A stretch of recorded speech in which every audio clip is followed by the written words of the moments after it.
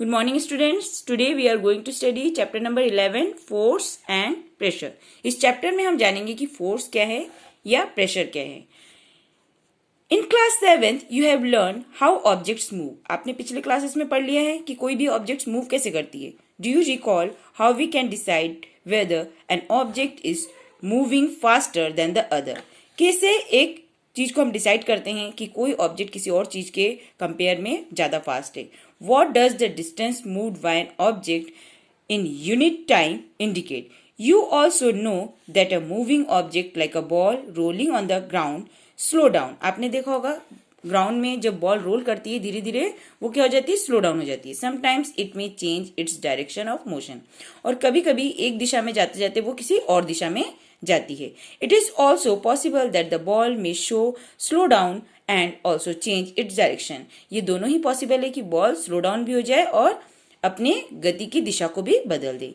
Have you ever wondered what makes an object slow down or go faster?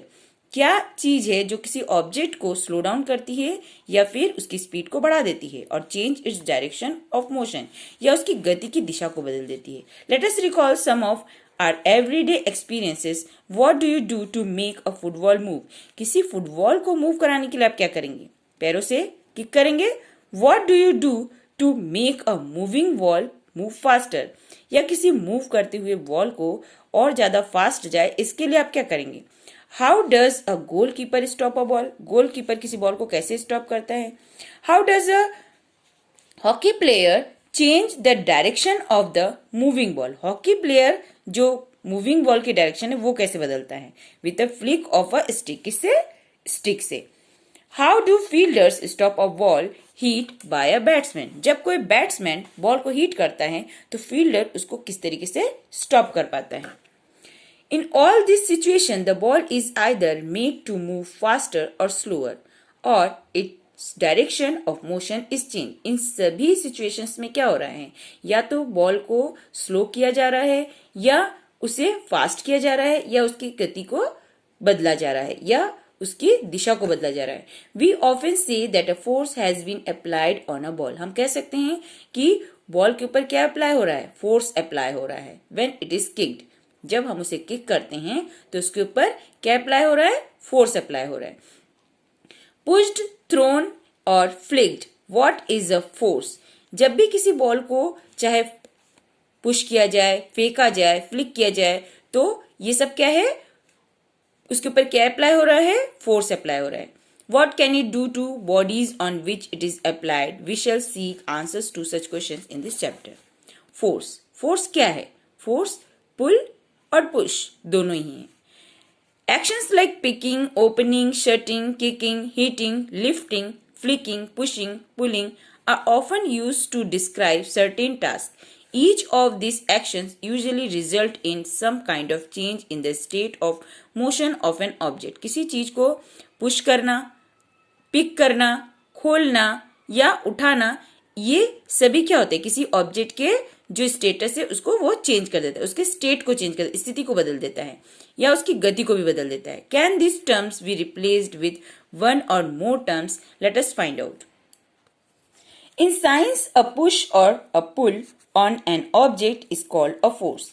Science में किसी चीज को push करना या पुल करना क्या कहलाता है? फोर्स कहलाता है. Thus, we can say that the motion imparted to objects was due to the action of a force. When does a force come into play? Let us find out. अब हम पढ़ेंगे force are due to an interaction. Suppose a man is standing behind a stationary car. Stationary car means जो car खड़ी है, स्थिर अवस्था में है. Will the car move due to his presence? और इस कार के पीछे अगर कोई आदमी खड़ा है तो क्या उसके खड़े रहने भर से ये कार मूव हो जाएगी? Suppose the man now begin to push the car. मान लीजिए कि ये आदमी इस कार को क्या करे? पुश करे. तो क्या ये कार चलना शुरू हो जाएगी? That is he applies a force on it. ये चलेगी. क्यों चलेगी? क्योंकि ये इसके ऊपर क्या अप्लाई करेगा? फोर्स अप्लाई करेगा. He applies a force on it. The car may begin to move in the direction of the applied force. Note that the man has to push the car to make it move. तो man car को move कराने के लिए क्या कर रहा है? Push कर रहा है। Figure 11.3 shows three situations that may be familiar to you. Can you decide who is pulling and who is pushing in these cases? That means इस पिक्चर में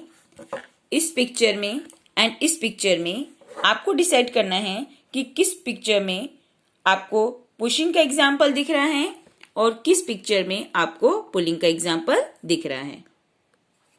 इन फिगर 11.3a, दैट मीन्स इस picture में both the girl appear to push each other, दोनों लड़के एक दूसरे को क्या कर रही हैं? पुश कर रही है, धक्का दे रही हैं। While the pair of girl in figure 11.3b, इस पिक्चर में are trying to pull each other, एक दूसरे को क्या कर रही हैं? पुल कर रही हैं, खींच रही हैं। Similarly, the cow and the man in figure 11.3c appear to pull each other. इस पिक्चर में भी ये आदमी इसको खींच रहा है और ये जो गाय है ये इसको खींच रही है। The girl in the two situation shows here are applying force on each other.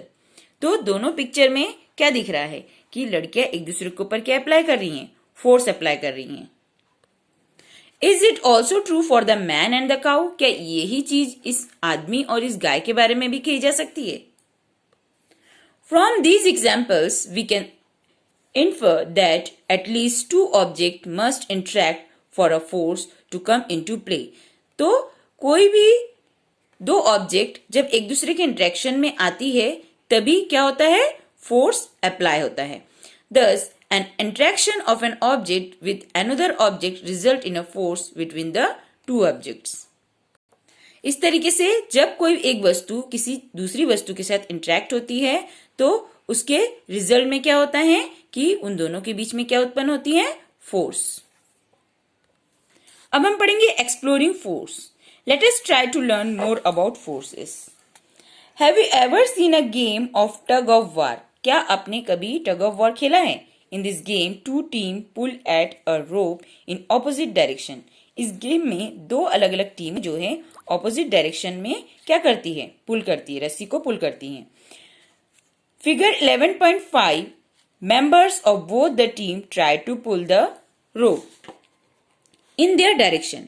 तो इस पिक्चर में दिखाया गया है कि दोनों टीमें जो है रस्सी को अपनी ओर खींच रही हैं। Sometimes the rope simply does not move. It is not similar to the situation shown in figure 11.3b. The team that pull harder, जो टीम ज्यादा अच्छे से खींचेगी, ज्यादा हार्डली खींचेगी, that is applies a larger force. That means वो team ज्यादा force apply करेगी। फाइनली विन द गेम, और इस तरीके से वो गेम जीत जाएगी। What do these examples suggest about the nature of force? इस एग्जाम्पल से हमें फोर्स के नेचर के बारे में क्या पता चलता है? Force applied on an object in the same direction at to one another.